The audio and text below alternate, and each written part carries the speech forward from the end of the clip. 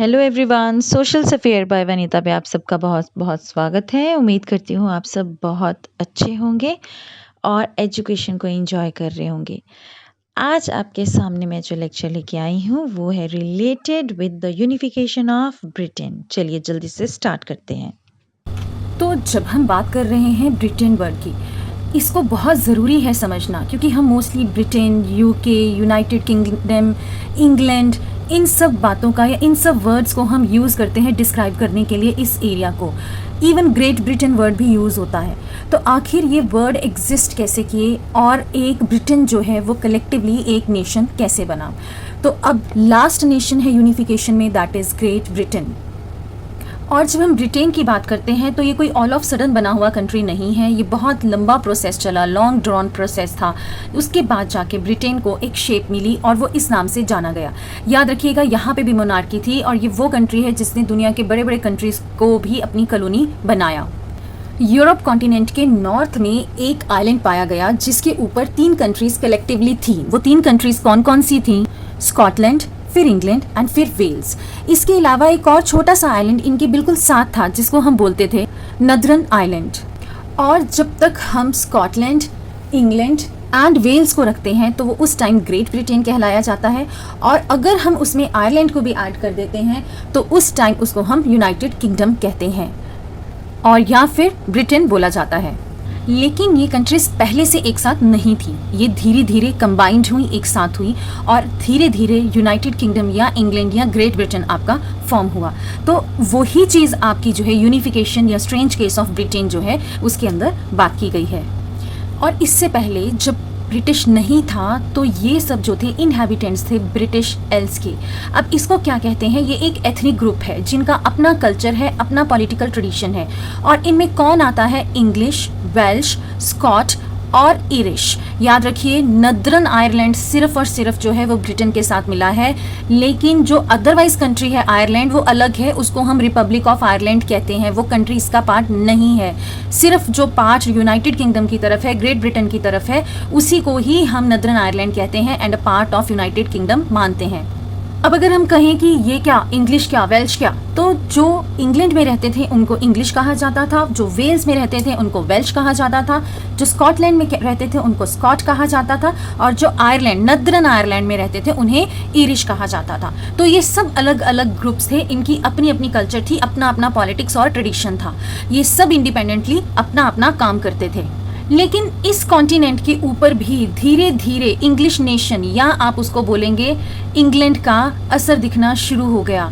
क्यों? क्योंकि इस कॉन्टिनेंट में इंग्लैंड ही एक ऐसा नेशन था जिसके पास वेल्थ बहुत इंक्रीज होनी शुरू हो गई थी, पावर आनी शुरू हो गई थी और उसको यूरोपियन कॉन्टिनेंट में इंपॉर्टेंस मिलनी शुरू हो गई थी। आप सोचिए, जब आपको मैंने यूनिफिकेशन के बारे में पढ़ाया था या जब हमने फ्रांस के बारे में पढ़ा था, मैंने आपको तब भी बोला था कि नेपोलियन वॉज एबल कि वो हर जगह कॉन्कर कर ले, लेकिन वो ब्रिटेन को टच भी नहीं कर पाया। और नेपोलियन को हराया किसने था? ब्रिटेन ने। तो इतना पावरफुल था ब्रिटेन कि उसको कोई टच ना कर सके, उस तक कोई ना पहुंच सके। तो जब इतना इम्पैक्ट उसका फ्रांस तक चला गया तो उसके आसपास जो कॉन्टिनेंट सेम आइलैंड पे हैं, जो कि उसके साथ है, स्कॉटलैंड है, वेल्श है, वो लोगों का, वेल्स है, उन लोगों के ऊपर तो बहुत ही असर होने वाला है फिर इसका। और इसी बीच इंग्लैंड में भी रिवॉल्ट शुरू रहा और यहाँ पे इंग्लिश पार्लियामेंट ने पावर को सीज कर लिया from the hands of monarchy. और मोनार्ची से उन्होंने पावर ली in the year 1688। Under the end of the conflict किया गया, यहाँ पे प्रोटेक्टेड कन्फ्लिक्ट के एंड के अंडर एक इंस्ट्रूमेंट बनाया गया, यानी कि एक ट्रीटी बनाई गई कि इस तरह से हम इंग्लैंड की पावर को सीज कर रहे हैं और इंग्लैंड अब राजा महाराजा के कंट्रोल के अंडर नहीं है और इसको हम एक नेशन स्टेट में जो है वो कन्वर्ट कर देंगे। और इंग्लैंड जो है वो सेंटर में था इस आइलैंड का, इसीलिए इसके ऊपर इसका असर स्कॉटलैंड और वेल्श पे भी देखने को मिला। तो अंदरूनी लड़ाइयों के कारण पहले इंग्लैंड में अपने आप राजा को ओवरथ्रो किया गया और उसके बाद इंग्लिश पार्लियामेंट ने सीज की पावर को और वहाँ पे कॉन्स्टिट्यूशनल मोनार्की को इम्प्लीमेंट कर दिया। अब इसके बाद आया जो इम्पोर्टेंट था, एक्ट ऑफ यूनियन 1707। और इस एक्ट के कारण इंग्लैंड एंड स्कॉटलैंड जो है वो एक नेशन में कन्वर्ट हो गए। अगर हम पीछे की बात करें तो वैसे तो इंग्लैंड और स्कॉटलैंड में बहुत लड़ाइयाँ होती थी क्योंकि दोनों कॉन्टिनेंट साथ थे और इन दोनों में लड़ाइयों का मेन रीजन क्या था? अपनी लैंड को सेव करना स्कॉटलैंड का फ्रॉम इंग्लैंड, क्योंकि इंग्लैंड बहुत पावरफुल था under the monarchy as well. और ये स्कॉटलैंड के साथ इंग्लैंड और स्कॉटलैंड का मर्ज, बेसिकली इसकी स्टोरी शुरू हुई थी फ्रॉम 1503। उस टाइम इंग्लैंड के किंग की बेटी की शादी स्कॉटलैंड के किंग के साथ कर दी गई थी, और इसके बाद फर्दर ये ट्रीटी करना बहुत ज़रूरी था, मैरिज अलायंस करना बहुत ज़रूरी था, क्योंकि दोनों कंट्रीज़ के बीच में, इंग्लैंड और स्कॉटलैंड में हमेशा लड़ाई झगड़ा होता रहता था। लेकिन जो ट्रीटी के अंडर इसको साइन किया गया कि हम लोग मैट्रिमोनियल अलायंसेस में चले जाएंगे, उस ट्रीटी को सक्सेसफुल नहीं बनाया जा सका और फिर से इंग्लैंड और स्कॉटलैंड में लड़ाइयाँ शुरू हो गई, पर मैट्रिमोनियल अलायंस टूटा नहीं, और आगे जाके इसी अलायंस का जो है फ़ायदा हुआ, और स्कॉटलैंड और इंग्लैंड जो है उनमें फ्रेंडली रिलेशंस को डेवलप करने में हेल्प हुई। और इसके बाद 1707 में एक्ट ऑफ यूनियन को पास किया गया, और एक्ट ऑफ यूनियन जो था वो दोनों कंट्रीज़ की पार्लियामेंट ने पास किया था, इंग्लैंड की भी और स्कॉटलैंड ने भी। और इसके बाद दोनों कंट्रीज़ मर्ज हो गई, एक बन गई, और एक नया नाम सामने आया। अब हम इंग्लैंड को इंग्लैंड के नाम से नहीं जानते थे, उसको हम जानते थे United kingdom of great Britain. और इससे पहले ही यहाँ पे वेल्स का मर्ज भी हो चुका था, क्योंकि वेल्स एक बहुत वीक नेशन था, तो वहाँ पे इंग्लैंड के लिए बहुत आसान था अपने आप को स्प्रेड करना और उनके ऊपर जाके अपना कंट्रोल एस्टेब्लिश कर लेना। और जैसे ही इन दो कंट्रीज़ का मर्जर हुआ, इंग्लैंड और स्कॉटलैंड मिल गए। इसका इम्पैक्ट क्या पड़ा स्कॉटलैंड पे? इंग्लैंड ने अपना जो एक इम्पोज करना शुरू कर दिया इन्फ्लुएंस ओवर द स्कॉटलैंड, और अब ब्रिटिश पार्लियामेंट जो थी वो पूरी तरह से डोमिनेट कर रही थी स्कॉटलैंड को, क्योंकि स्कॉटलैंड तो पार्ट बन गया था इंग्लैंड का। और डोमिनेशन का बड़ा रीज़न क्या था कि इंग्लैंड की पार्लियामेंट में मेनली मेंबर्स कौन थे? इंग्लिश को हम पीछे एक्सप्लेन कर चुके हैं, मींस इंग्लैंड। तो ज़्यादातर जो लोग थे वो इंग्लैंड नेटिव्स थे, और जिनका पास किया हुआ एक एक लॉ जो है जाके वो ऊपर इम्प्लीमेंट होता था स्कॉटलैंड के। लेकिन अब स्कॉटलैंड एक्ट ऑफ यूनियन के बाद 1707 से पार्ट बन गया था इंग्लैंड का, और क्योंकि ये इसका पार्ट बन गया था तो जो ब्रिटिश आइडेंटिटी थी उसके नीचे स्कॉटलैंड की आइडेंटिटी जो है वो सप्रेस होनी शुरू हो गई, दबनी शुरू हो गई।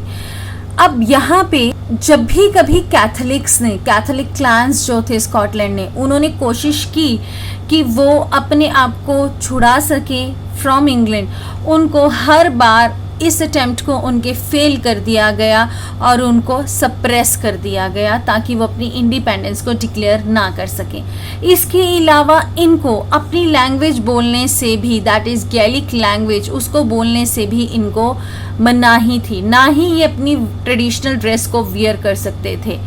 और यही कारण था बहुत सारे लोग जो हैं अपना घर बार छोड़ के वहाँ से चले गए। क्योंकि वेल्स छोटा और वीक नेशन था तो उसको तो बहुत अच्छा लगा कि इंग्लैंड ने उसको अपने साथ मर्ज कर लिया। पर जहाँ तक स्कॉटलैंड के साथ इनकी हमेशा लड़ाइयाँ चलती रहती थी, तो स्कॉटलैंड के ऊपर जब इंग्लैंड का कंट्रोल आया तो वहाँ के लोगों ने भी इतनी आसानी से उसको अपनाया नहीं। लेकिन अब तक ये ग्रेट ब्रिटेन बन चुका था with the merger of Scotland, England and Wales. और अब बारी थी आगे जाने की टू दी आयरलैंड। आयरलैंड भी पूरा नहीं, सिर्फ the northern part of Ireland जो है, जिसको हम नॉर्थ आयरलैंड बात करते हैं, उसका जो पार्ट है वो इनके साथ मर्ज्ड है। तो जैसा स्कॉटलैंड ने फेस किया इसी तरह इन्होंने भी बहुत सारी मुश्किलों को फर्दर फेस किया। अब आयरलैंड में मेन प्रॉब्लम क्या थी कि ये कंट्री बेसिकली डिवाइडेड था। डिवाइडेड किस में था? कैथोलिक्स में और प्रोटेस्टेंट्स में। ये कैथोलिक्स और प्रोटेस्टेंट्स ये दोनों रिलीजियस ग्रुप्स थे, और इसी के चलते पहले ही आयरलैंड में लड़ाई हुई। और अभी आयरलैंड जो है वो छोटे छोटे जो मोनार्चीज़ हैं उनके अंडर था, और हर कोई अपना इन्फ्लुएंस उनके ऊपर एस्टेब्लिश करना चाहता था। लेकिन जब कैथोलिक्स और प्रोटेस्टेंट्स में लड़ाइयाँ हुई तो उस टाइम चर्च ग्रुप्स में लड़ाइयाँ शुरू हुई।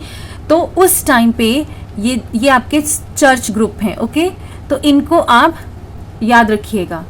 तो इन चर्च ग्रुप्स जो हैं इनमें जब लड़ाइयाँ हुई तो इनकी हेल्प किसने की? इंग्लिश पीपल ने की। तो इंग्लैंड की आर्मी जो है वो यहाँ पे आई और उन्होंने आके प्रोटेस्टेंट्स जो हैं उनकी डोमिनेंस को एस्टेब्लिश कर दिया ओवर द आयरलैंड। अब एक कंट्री एग्जिस्ट करना शुरू हो गया यहाँ से, जिसका नाम था आयरलैंड। अब आयरलैंड के बाद यहाँ पे अभी भी लड़ाइयाँ झगड़े ख़त्म नहीं हुए, रिवॉल्ट्स ख़त्म नहीं हुए, क्योंकि यहाँ पे ब्रिटिशर्स आए थे, उन्होंने हेल्प की थी, तो ब्रिटिशर्स के अगेंस्ट भी वॉइसेस जो हैं रेज होना शुरू हो गई। और अब ये ब्रिटिश कभी नहीं चाहता था कि उसकी डोमिनेंस जो है जो उसके अगेंस्ट कोई बोले, तो इस चीज़ को भी, इन कैथोलिक रिवॉल्ट्स को भी सप्रेस किया गया। अब सबसे बड़ी जो लड़ाई हुई जिसमें कि ब्रिटिशर्स के अगेंस्ट काफ़ी हैवीली वॉइस को रेज किया गया, वो रिवॉल्ट था, कौन से ईयर का रिवॉल्ट था? ईयर 1798।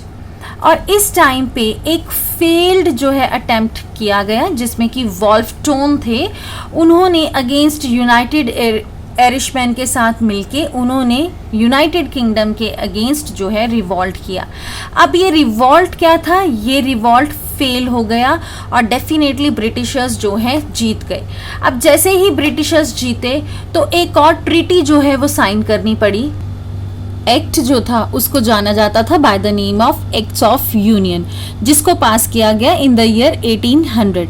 और फिर हमने फोर्सिबली देखा आयरलैंड को पार्ट बना दिया गया, किसका? यूनाइटेड किंगडम का। लेकिन इसके बाद भी रिवॉल्ट्स होते रहे, लेकिन 1801 तक आयरलैंड को पार्ट बना दिया गया यूनाइटेड किंगडम का। ठीक है, आपके बुक में इतना ही दिया है, तो इसीलिए हम और ज़्यादा स्टोरी की डिटेल में नहीं जाएंगे कि आयरलैंड में इसके बाद और क्या क्या हुआ और कैसे फिर कम्प्लीटली जाके 1900s में ये पूरी तरह से इंग्लिश का पार्ट बना। अब जैसे ही ये भी इसका पार्ट बना तो यहाँ पे भी डोमिनेंस शुरू हो गई, किसकी? इंग्लिश कल्चर की।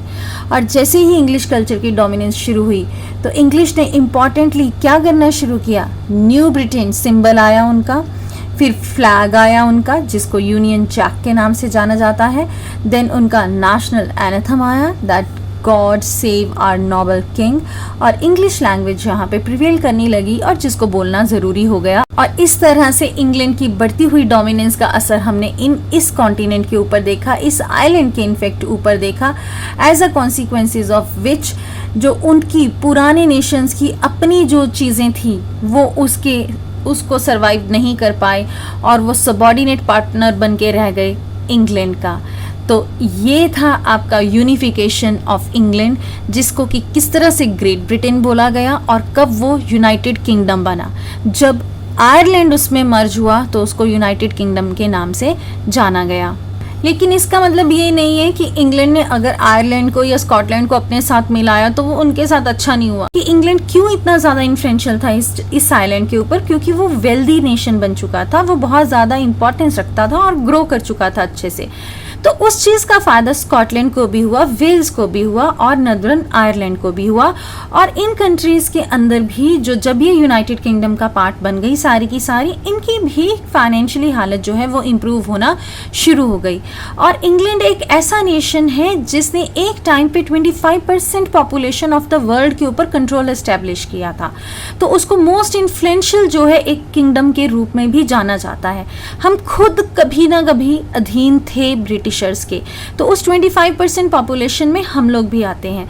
तो इस तरह से मर्जर हुआ और इंग्लैंड के साथ इसलिए हुआ क्योंकि इंग्लैंड जो है उस पार्ट का एक ज़्यादा एक्टिव और इन्फ्लुएंशियल नेशन था और इन छोटी छोटी कंट्रीज़ में, छोटी छोटी किंगडम्स में आपस में लड़ाई होती थी, जिसको कि इसके बाद ख़त्म कर दिया गया।